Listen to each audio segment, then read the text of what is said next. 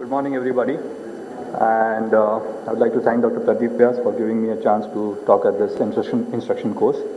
Coming and sticking to the basics again, I'll be talking on gonioscopy and why should we master gonioscopy.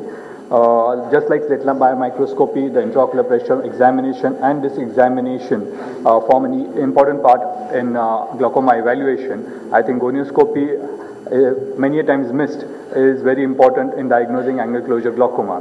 Now, as residents, we've always been reading Caucasian textbooks, and we always have been treating glaucoma that all glaucomas are primary open-angle glaucoma. But all the studies, the Indian studies have proved one thing, that in India, almost 50% of the patients of glaucoma are closed angle. And it's only on gonioscopy would you be able to detect this and treat them accordingly.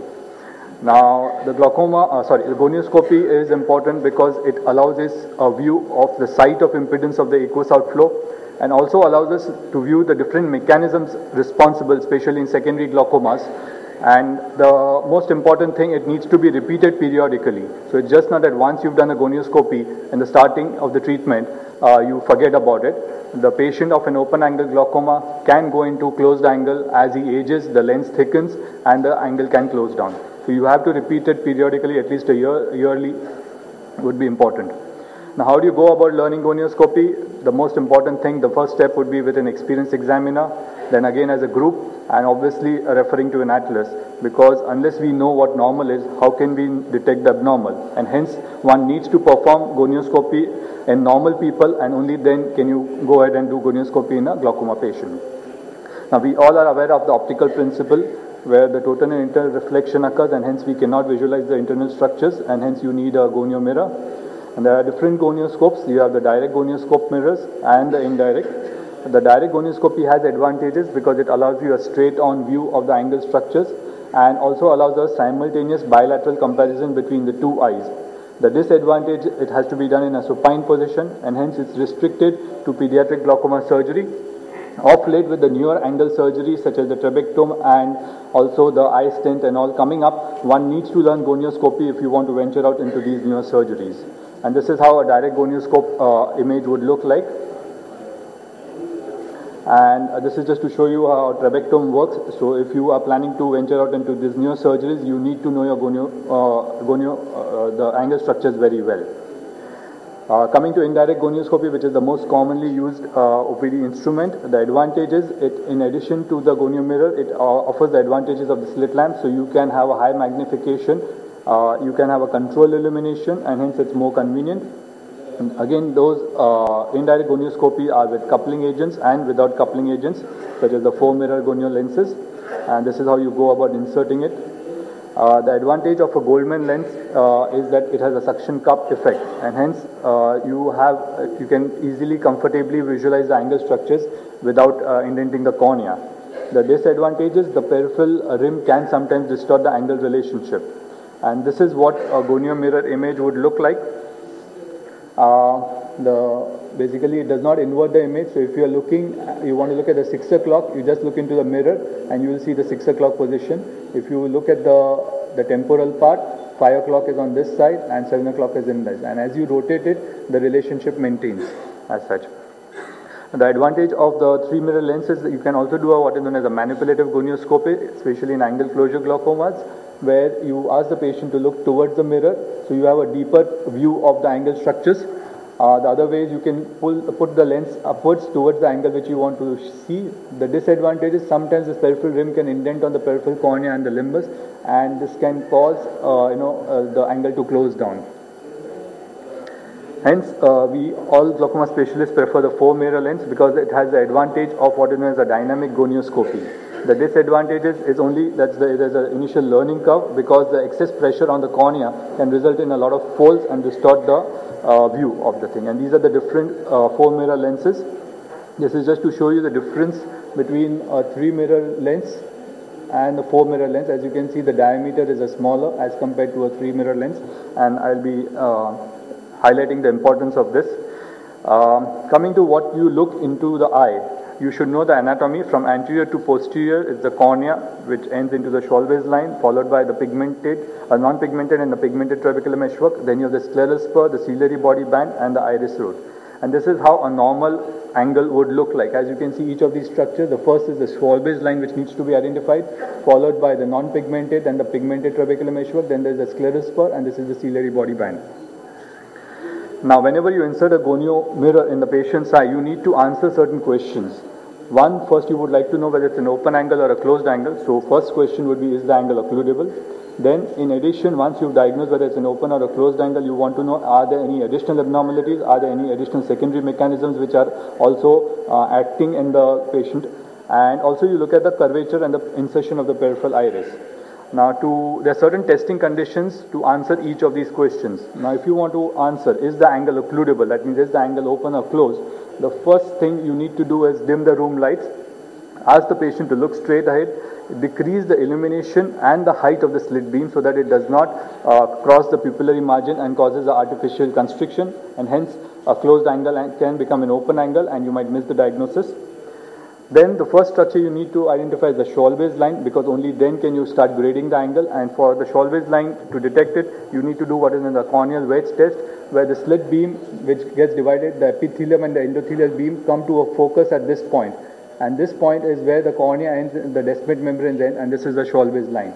So once you detect this, then you can grade the deeper structures depending what you can see, whether you can see the trabecular meshwork or not, and hence it helps you to diagnose a closed angle. You have different gradings. Well, the most common and the easiest grading would be the RP center, where whichever structure you identify, you just note it down. So if you see the Schwalbe's line, just note it down. If you see the trabecular meshwork or the ciliary body band, just note it down. So it becomes easy to compare findings between different ophthalmologists. Now, once you've diagnosed the patient to have open angle, fine. But what happens if you have a patient with closed angle? So the next step you need to do is what is known as the indentation gonioscopy, because that will differentiate whether it's an oppositional angle closure or a cynical angle closure. So when you do an indentation gonioscopy, you indent the central cornea, and as soon as you indent the central cornea, the aqueous gets pushed into the peripheral angles. The entire lens iris diaphragm moves backwards, and if it's an oppositional closure, the angle will open up. If there's a cynical angle closure, the angle will not open up. Now, once you've done that, now you need to look at any other abnormalities which could be existing along, and hence with the patient looking straight, increase the room illumination, increase the illumination of the slit lamp so that the pupil constricts. Now we want to see deeper into the angle and see there any additional mechanisms such as neovascularization, pseudoexfoliation, and anything else. In addition, you could also look at the iris curvature. This is normal iris curvature. You could have a convex iris curvature as in a pupillary block glaucoma. You could have a concave as seen in pigmentary glaucoma or aphakics. The insertion of the iris, especially in juvenile glaucoma, as I can see, it's more anteriorly inserted. Okay, now this is a very common question: which gonio lens should I buy?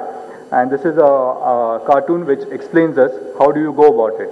Now, if you have an open plane where you have a man, the tree, and the house, and irrespective of what position the height of a mirror is, you can see all the structures. This is what happens in an open angle, where you can use any of your 3 mirror or a 4 mirror. The problem comes in an angle closure where you have this hill which comes in between. So if the person A, he can just visualize the tip of the house. But when you increase his height to B position, you can see the tree too. So this is the height of the mirror. Now when you shift them to A dash and B dash, you come closer to the center of the cornea. So this A becomes A dash, and he can, because he's come closer, he can see not only the house but the tree too. And this person who's at a height and comes closer can look at the man also. So this is what happens when you start using a 4 mirror. So it's just not the height of the mirror, the central position, but also the effect of curvature of the central lens. So when you compare these 2 lenses, the 4 mirror and the 3 mirror, and as you can see, the height of the mirror is more in a 4 mirror, the mirror from the center is closer in a 4 mirror, and the diameter being smaller, hence you can do an indentation gonioscopy. So on all these 3 points, the 4 mirror scores over a 3 mirror or a single mirror. So we have a lot of uses of gonioscopy. They're not only diagnostically, it allows us to visualize a lot of things, which I'll show you in my photographs, but therapeutically also you can do a lot of laser procedures and also goniotomy. Now coming to clinical examination, this is what an open angle looks like, and this is what a closed angle looks like. Now if you do a normal gonioscopy, you will think this is the trabecular meshwork. It's only on indentation gonioscopy, when you do the indentation, you detect the trabecular meshwork is here, and that was the pigment along the Schwalbe's line. And these are the goniocynicae which help you to detect an angle closure, which you will miss if you don't do a good gonioscopy. This is a complete zippering, a complete cynical angle closure. Even on indentation, it doesn't open up. This is how a plateau iris would look. As you know, in plateau iris, it's the ciliary processes which are anteriorly located. And because they're anteriorly located, there is a convexity of the peripheral iris. Then there is a dip out here. Sorry, there is a dip out here because of the equator of the lens. And then there is a convexity of the lens. This is how a plateau iris looks like. This is iris insertion, anteriorly located. You could see these different cases of development glaucoma. You have a prominent Schwalbe's line out here with cynicae out there, prominent iris processes. Secondary angle closures, just to differentiate how a cynical angle closure would look like as compared to iris processes. You can also look at neovascular recession angle. And this is a case where fibrovascular ingrowth resulted in a closed angle glaucoma. Early tumors could be detected where there is localized cynicae and localized cataract formation. Coming to open angle glaucoma, this is how a pigmented trabecular meshwork look like in a pigmentary glaucoma. You have the Sampolisis line out there. Exfoliation glaucoma we all detect on the pupillary margin, but this is what the pseudo exfoliation material in the angle structures would look like. This is where complicated cataract surgery, where vitreous was the cause of the glaucoma. Older generation of anterior chamber lens caused a lot of inflammation and cynical closure. This is an interesting case. A good cataract surgery was done, but post-operatively the patient would spike with inflammation and pressures. Initial gonioscopy showed nothing. Angles were wide open. 1 month later, we just happened to repeat the gonioscopy. So the importance of gonioscopy, that this epinucleus piece was still moving around and floating around. We had to remove it, and obviously because it was 1 month, the patient ultimately underwent a trabeculectomy. So post-traumatic, you could see the angle recession. You could have any foreign body in the angles. Post-inflammatory, you could have these inflammatory gonioscynicae. As you can see, the angle is wide open between the cynicae. So this is not a closed angle, it's an inflammatory cynicae as such. Okay. This is post-silicone oil. Post-trabeculectomy, also there is an importance of gonioscopy. And this is because post-trabeculectomy, if your pressure starts rising and you see this pupillary peaking out here, it's only on gonioscopy would you realize it's the peripheral iris which is going and obstructing your internal osteum. All you have to do is a laser iridectomy or put the patient on pilocarpine, and the obstruction relieves and your trab recovers. Rare case where the vitreous was in the osteum and was the cause of the failure of the trab. Clinical applications, we all are aware of the SLT and the ALT. And sometimes in patients of aniridia, you could do a direct visualization of these ciliary processes and treat them with diode laser. Non-glaucoma condition, this was a patient who presented to us, no history of glaucoma, and this was a bleb, no history of glaucoma surgery or glaucoma in the family.